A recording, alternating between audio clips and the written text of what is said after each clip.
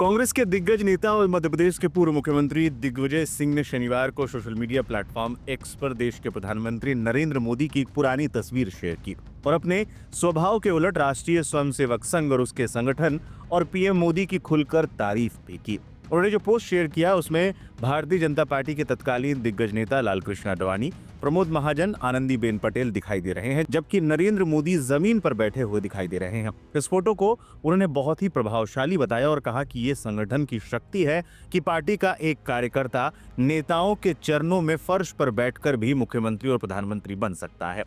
Photo को share करते हुए दिग्विजय सिंह ने लिखा, कोरा साइट पर मुझे ये चित्र मिला, बहुत ही प्रभावशाली है। किस प्रकार आरएसएस का जमीनी स्वयंसेवक एवं जनसंघ भाजपा का कार्यकर्ता नेताओं के चरणों में फर्श पर बैठकर प्रदेश का मुख्यमंत्री और देश का प्रधानमंत्री बना। यह संगठन की शक्ति है। जय सिया राम। सबसे खास बात यह कि अपनी इस पोस्ट में उन्होंने कांग्रेस पार्टी, मध्य प्रदेश कांग्रेस अध्यक्ष मल्लिकार्जुन खड़गे, राहुल गांधी, प्रियंका गांधी, जयराम रमेश और खुद पीएम मोदी को भी टैग कर दिया। दिग्विजय सिंह की इस पोस्ट को लेकर अलग अलग मायने निकाले जाने लगे।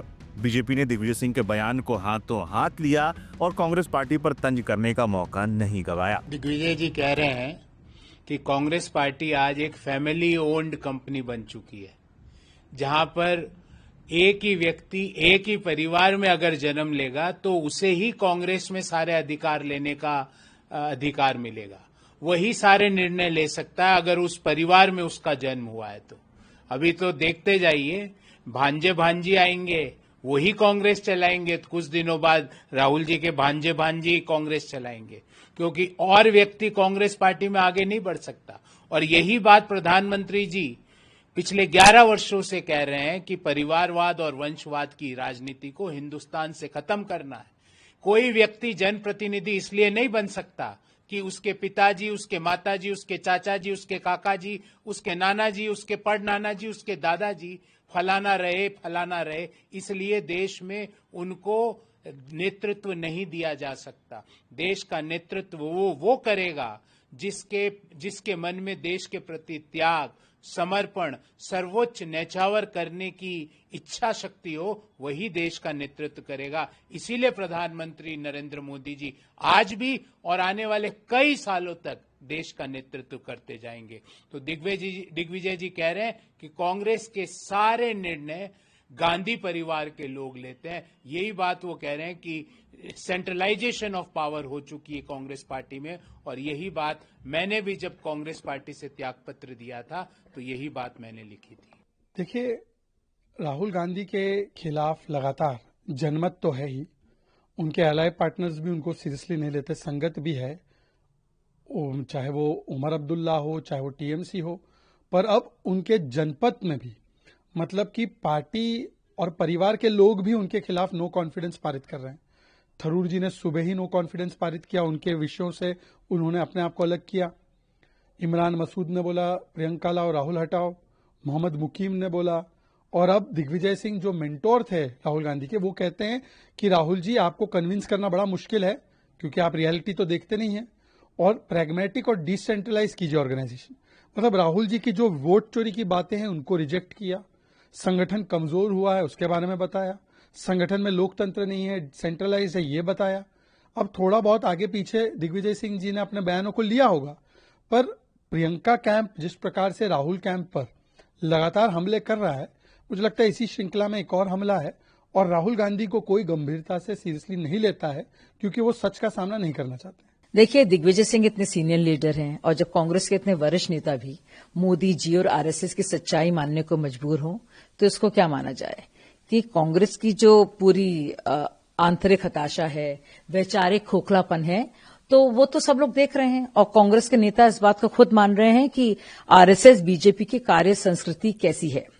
दिग्विजय जी ने बाकायदा 1990 के दशक की एक तस्वीर साझा की है, जिसमें युवा नरेंद्र मोदी जी हैं, जमीन पर वो बैठकर वरिष्ठ नेता लालकृष्ण आडवाणी जी के साथ कार्यक्रम में भाग ले रहे हैं।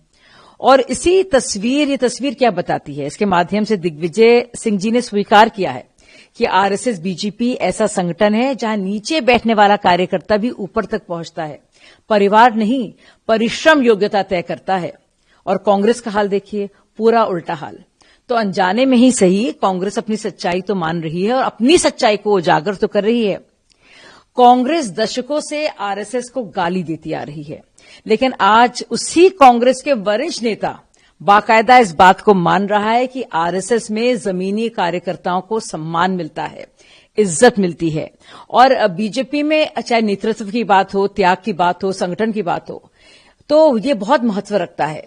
खुद प्रधानमंत्री जी कोई नामदार नहीं है, कामदार हैं, और यही वजह है कि एक साधारण स्वयंसेवक भी मुख्यमंत्री बन सकता है, प्रधानमंत्री बन सकता है, पूरे विश्व मंच में भारत का लीडरशिप, भारत का नेतृत्व तय करता है। वहीं इस बीच अपने पोस्ट को लेकर दिग्विजय सिंह ने सफाई भी दी है। दिग्विजय सिंह ने कहा, मैंने संगठन की तारीफ की है, मैं आरएसएस का और पीएम मोदी की नीतियों का घोर विरोधी था, हूं और रहूंगा। मुझे जो कहना था मैंने CWC बैठक में कह दिया। संगठन को मजबूत करना या उसकी तारीफ करना क्या बुरी बात है? मैंने संगठन की तारीफ की है और मैं आरएसएस का और मोदी जी का, उनकी नीतियों का घोर विरोधी था, हूं और रहूंगा। कांग्रेस संगठन में किस सुधार की जरूरत है? कांग्रेस में कैसे सुधार की जरूरत है? विकेंद्रीकरण होना चाहिए। किसने कहा आपको? आप डिसेंट्रलाइजेशन की आप बात किसने करें, कहा? कांग्रेस पार्टी के संगठन को लेकर सवाल उठाए। आपकी बात, आपने भी तो संगठन को लेकर के काफी सारे सवाल उठाए। आपने कहा राहुल गांधी को कन्विंस करना बहुत मुश्किल है। जी एक बात सुनिए, जो मुझे कहना था मैंने CWC की बैठक में कह दिया। ठीक है सर, आपको सोशल मीडिया पर लिखने की क्या जरूरत पड़ी इतने वरिष्ठ नेता को?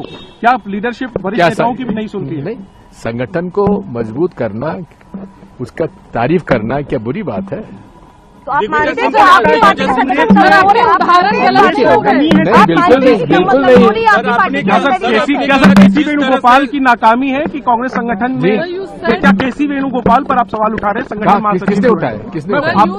जो कांग्रेस संगठन को लेकर जो आप बात कर रहे हैं, pragmatic decentralized functioning, what do you mean by that? What I said. So when you say decentralization, what sort of decentralization are you looking? क्या Because चाहते in हैं this आप? vast country, if you see my tenure as chief minister, if you see my tenure as a PCC president, I have functioned only through a decentralized manner. Sir आपने That is my.